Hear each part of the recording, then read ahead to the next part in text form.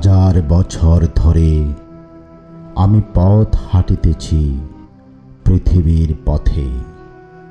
সিংহল সমুদ্র থেকে নিশীথের অন্ধকারে মালয় সাগরে অনেক ঘুরেছি আমি বিম্বিসার অশোকের ধূসর জগতে।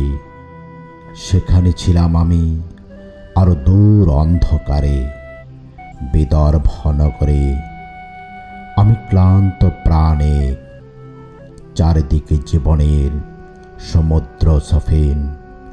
আমারে দুদণ্ড শান্তি দিয়েছিল নাটোরের বনলতা সেন। চুল তার কবেকার অন্ধকার বিদিশার নেশা, মুখ তার শ্রাবস্তির কারুকার্য।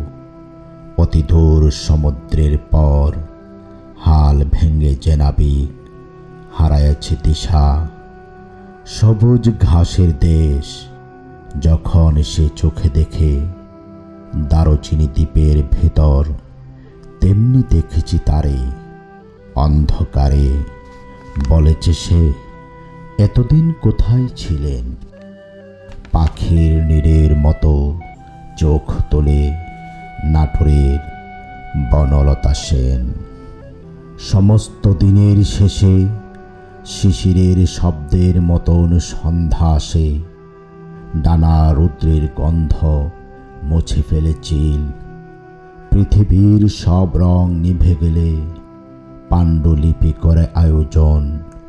তখন গল্পের তরে জোনাকির রঙে ঝিলমিল। সব পাখি ঘরে আসে, সব নদী ভরাই জীবনের সব লেনদেন। থাকে শুধু অন্ধকার, মুখোমুখি বসিবার বনলতা সেন।